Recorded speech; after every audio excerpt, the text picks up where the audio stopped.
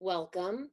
My name is Kathrina Miccio, and you are joining us with the Indie Film Online show and Venus Italian International Film Festival, which is going on now. The festival is actually June 6th and 7th, which is coming up soon, and then the 8th, we're going to have the awards, the red carpet awards. Maybe some of you will come on and get dressed up.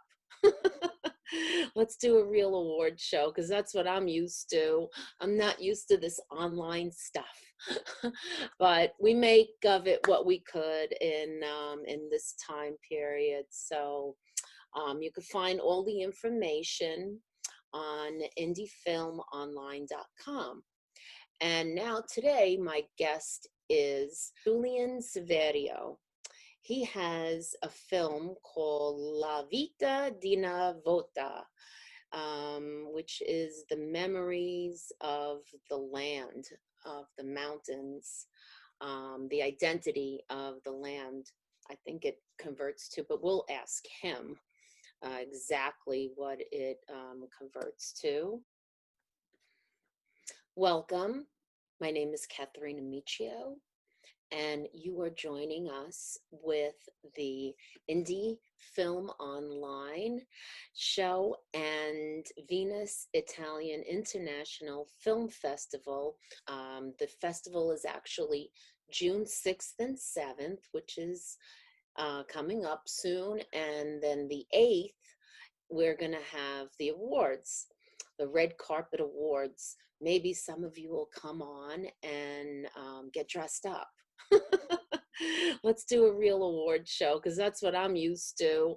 I'm not used to this online stuff, but we make of it what we could in this time period. So you can find all the information on indiefilmonline.com. And now today, my guest is Ms. Julian Civiero. He has a film called La Vita di una Volta, which is the identity of the land. I think it converts to, but we'll ask him exactly what it converts to, and he'll be coming in soon. Welcome. Yeah, thank you. Yes, I'm so happy that you're English. Well, I'm half English, but yes. I'm in English. Yeah. I thought that you'd be full Italian with this film that you made, La Vita di una Volta. Yes. Okay, and it translates as the liberty, the No, of memory. it would translate more like a life once upon a time, I guess. Okay. Yeah. Well, I love history. My father was from, he just passed a few months ago, but he used to tell me everything about, the living in Italy and Where growing was he up from in there. Italy? He was in a small town called Vico Equense near Sorrento, in vicino di Sorrento. Okay. Yes. And his family was always in produce, and they always had the markets and foods. So the soldiers, used to come to the house to eat, and whether they liked it or not. And and the way that they had to work, and it was very difficult time. Sure. There was no luxury living back then. Yeah. I guess maybe for the rich, but the the middle class were, I loved a part in the film where swapping out a couple of chickens for land or whatever. My father used to tell me this all the time, that Yes. for land they would say, here's 2 chickens and a donkey. That's Now you got your land. Yes. So tell me what inspired you to make this? Well, even though I'm half English, but I was born in Rome, and I've been going to Abruzzo since I was very, very young. You know, because my nonna Valentina, she moved to Abruzzo when I was 4, near L'Aquila. And so basically, the love for Abruzzo started then. So I used to go and spend my summers with her in a small village near L'Aquila. And so Abruzzo has always been part of my life. L'Aquila is basically just to the right of Rome. It's Okay. about an hour and a bit away from Rome in the Apennines. It's not very far from Naples either, you know, that area, you know. I have family in San Vito Romano. Okay, You know yeah. where that is? It's not Yes, I do, you know. far. Hmm. Yeah, so it's not, you know, it's central Italy, you know, and yeah, and so basically I've been going there all the time, and and then in 2006 with my wife, we decided to buy a house in a small village called Fontecchio near L'Aquila, and we moved there to live there, and yeah, that was 2006, yeah. Wow. 2009, there was a big earthquake in that area. Yes. Yeah, we were there when it happened. And so we were made homeless that night. And so the years following the event, we basically lived between Italy and London. And then in 2015, we moved back. We had a daughter by then. And coming back to the village, once I've seen it before the earthquake and then going back to it after the event, it was shocking how the area just got depopulated, and a lot of the elderly people died because they couldn't cope with having to leave their homes and having to move elsewhere. And so in me, sort of, this thing just it was born in me that I had to sort of record their stories. So I started recording sound bites, just interviewing people without any video, just sound. So I created a sound archive to begin with in 2015. And then in 2016, I decided to start filming, because I trained as a sound recordist, and I studied photography in London, but I wasn't a filmmaker until I decided I had to film these people. And so I started in 2016, and I did some short films. One of them was quite successful, was finalist in a few international film festivals. And then thanks to that film, I got this commission from a local association, Proloco di Fagnano Alto, which is the villages next to where I was living. And they asked me to produce a document, a film for them, recording the oral history before it's too late. And so with their help, I started this journey, which was a year and a half in the making, interviewing all these people around the area. Yeah. It's fabulous. And also I have to say that the not being a cinematographer or doing any kind of film, it's shot beautifully. Thank you. Really beautifully. I mean, you could really feel. I mean, I remember the shot with the glasses, with those bottles, and Oh yes. it's just very, very beautiful. Thank you. So being a photographer and a trained photographer, I'm sure that helped with the cinematography too. Certainly, yes. Yeah, and being an all-around artist like this, I could understand. I'm a portrait artist, so when you're an artist, you just have composition. Yes. And you really should make more films, because this is absolutely beautiful. Thank you. Very, I am. I'm working on several other projects at the good. moment. That makes me happy, because then you could put the films in all my festivals. Thank you. But let's hope they're going to be as good as this one. Yeah. I know. I'm This working. is I'm the really first excited. one, so it only gets Yeah. better, right? Oh, well, hopefully. What do you think Well, the next one would be on? I've already started it actually. It's going to be called I Cinemari.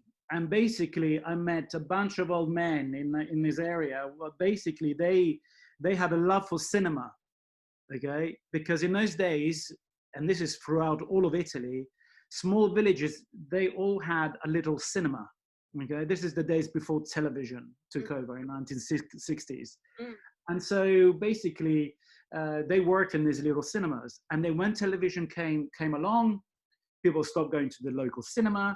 And so basically, they took the projectors out of the cinema places and put them in vans and started traveling the villages, showing the films in the summer in the piazzas and stuff. And so I'm interviewing these people about this story about them traveling around with showing films around small villages in Italy in the Apennines. So this is the story. Oh, wow.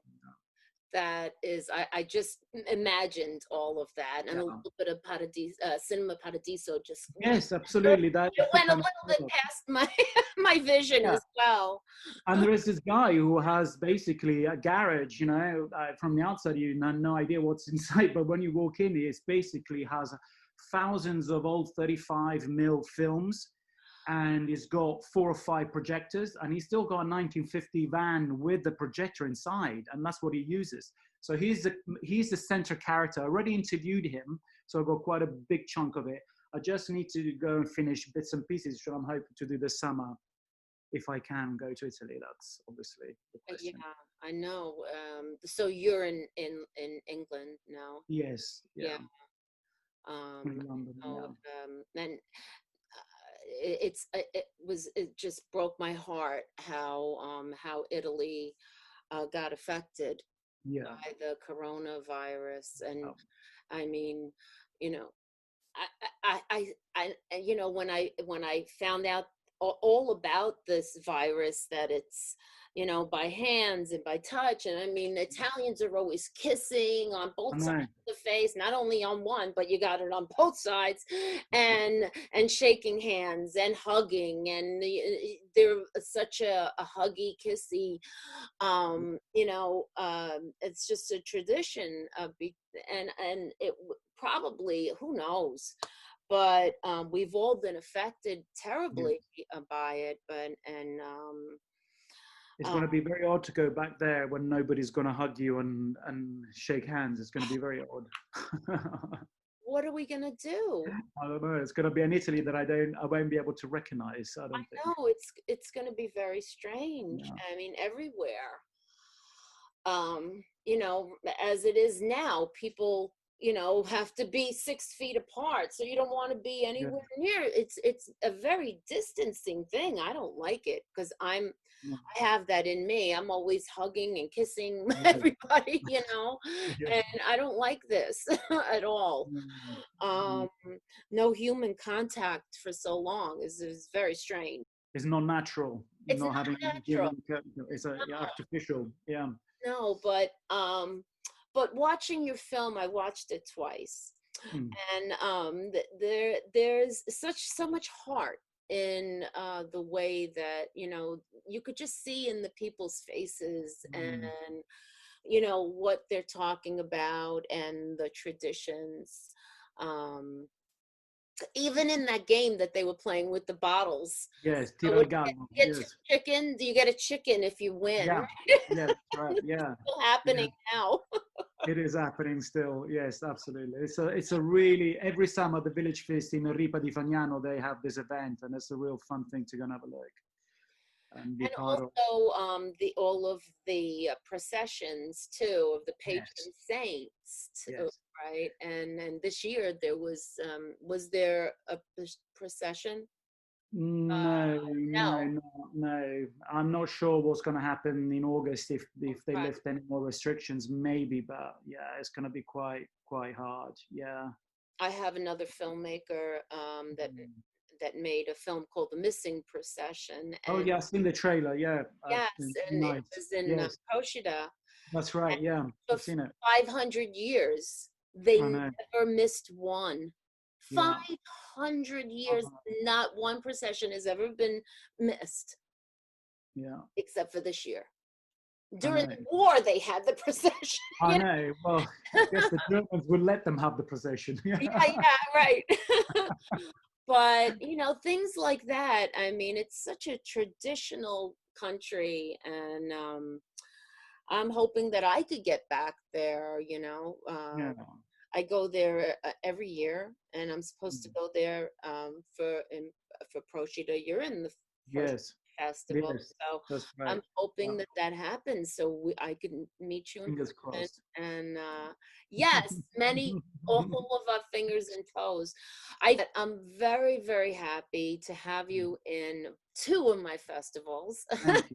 Thank you. I'm very happy too. And And, and the people are very happy, from Fagnano, they are completely overwhelmed by the news, because for them, the funny thing is that when you interview them, I mean, obviously this film it's like condensed because some of the interviews lasted for like half an hour. Italians can talk yes. the legs off a donkey, so, and so, and so you can imagine the volume of material but the initial reaction was always like, oh, I've got nothing important to say. Why would you want to know these things? Because they Mm, don't see them as important. For them was a hard time, something almost to be embarrassed about, mm, being up poor, having to work the land. And so the beginning was always, each interview was, quite tricky in that sense. But then, they relax and you get into it, and then the stories finally get out, and then you actually realize how incredible they are. Because from people from my generation, I grew up a few 100 miles away from them. Two completely different worlds. I mean. And to find people that are still alive, that live that life, mm. like that guy is 100 years old, is 101 now.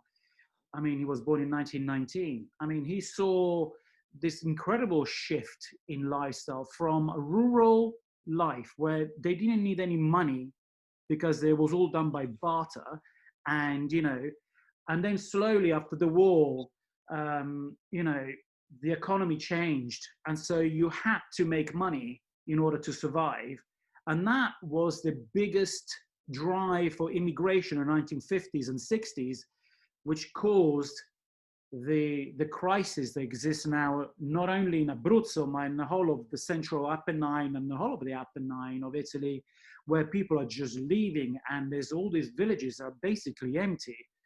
And that, so the economic boom, which is like this great thing, but at the same time was like the nail in a coffin for all this area, really. It drove people out to go and work in Belgium, France, America, Australia. They all left. And old people, elderly people there, they get tighter to their house. They don't ever want to leave their house when they're older. And for Yes. them to have to move is just, it's heartbreaking. It's Yeah. heartbreaking to think of this, because I have an uncle that's gonna, I think he just turned 90. He just turned 90, and there's no way that he would leave. That he's been in the same town for 90 years. Yeah. Um, so there's, I could understand how people would, their hearts would just be broken if they had to leave their, someplace that they've been all their life. Sure. So that's, oh, wow. I mean, this 101-year-old man, you could make a documentary on him alone. How long did you interview him? Oh, well, quite a bit, quite a bit. Yeah, um, yeah. I mean, but there's so many good characters there, really. And he And had all of them. My father used to say he had all his gagoots. oh, you completely gagoots were completely amazing. He does his orto, his vegetable patch, every year.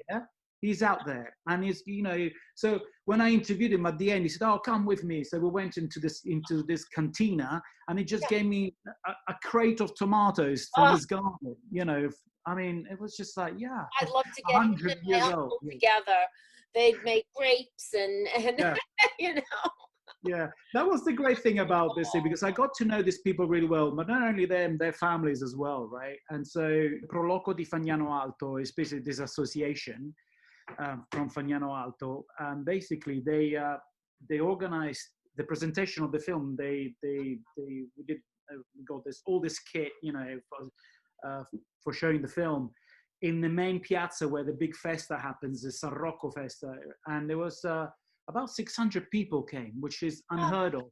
Okay, you know, and it was an incredible experience showing the film in front of all of them. You know, I mean, there was laughter. You know, that's the thing that shocked me. It's just like you got a real reaction from the crowd. You know, laughter, silence. You know, in sort of sad moments, and you know, it was an incredible experience. That is incredible. 600 Right. people in a I square know. watching your Yeah. film. In August, it was hot, and they're all Getting sitting out chills there. thinking of it because I'm a filmmaker too, and Yeah. just to hear the feedback and Incredible. you're waiting. Oh, are they gonna laugh at that? Oh, are they gonna how are they gonna react to that? How Yeah, great is exactly. that? Wow. And you Yeah. weren't like stifled in a theater that people were like holding back. They were No, out and they were outside. they had How a great time. Yeah, wow. you all Wow. had a great Did you time. film that? Do you have any footage of that?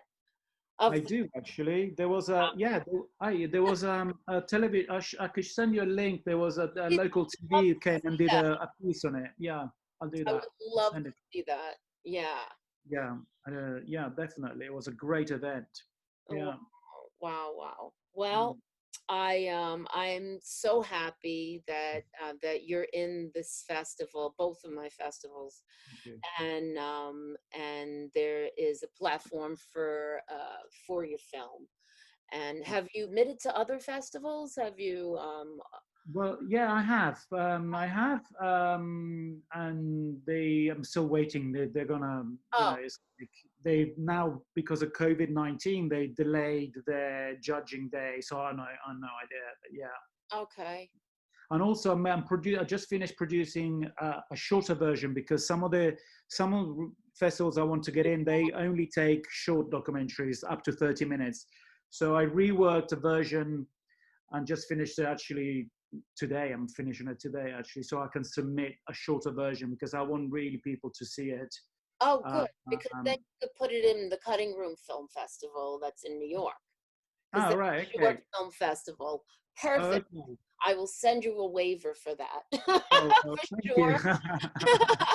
Because you were already submitted to two of my festivals. So Thank you. I'm thrilled to have your film, and Thank you you. have to continue I making will. I movies, am. and because your eye is fantastic. Thank you. Did you shoot it yourself too? Everything. I shot. I did the video, the sound, the editing, What did you shoot it yourself too? everything. I shot. I did the video, the sound, the editing, What did you shoot it everything on? What did you use? on a G8 on a Panasonic GH5. Okay. Yeah. Well, it was very beautiful. How did you just learned how to use that and then you went and shot it? You know what? I bought the camera a week before the first festa, and I was very lucky that my neighbor in London actually is upstairs, and he suggested I buy this camera. So he gave me like a crash course on how to use it, and then I went out and started filming with it. Wow. Yeah. Wow. Well, Yeah. when did you shoot it? How long ago? It was we started sort of April 2018, and I finished August 2019. So just It's over a year, a almost a year and lot. a half. Well, that's not that long for all of the footage that Well, because I had to people made. film all the seasons, you see, I had to follow all the seasons. Of So course. yeah, and winter was the challenging because it's very cold and it's snowy, and it was beautiful actually. Well, and It was oh, lovely to be out there on my own in the wild and just waiting for the right moment, the right light, the right blizzard. Yeah, it's quite an experience actually. well, thank you so much, and I No, hope that right. you can join us for the Q&A to Okay, I'll be there for the Q&A. Just send me the link and I'll definitely and yes, try and log on. yes, because I'm sure people will have questions for you, and also then on the 8th is the awards, Sure. so that'll be fun. So we're all getting dressed up, but you don't have to see you at the Q&A Yes. and also at the awards, because Okay. he is the award. She's beautiful. Thank you so much. It was wonderful, Thank wonderful. you. Very, very nice meeting you finally. Yes, and we'll see you soon. Okay. Ciao. Ciao. Ciao. Ciao.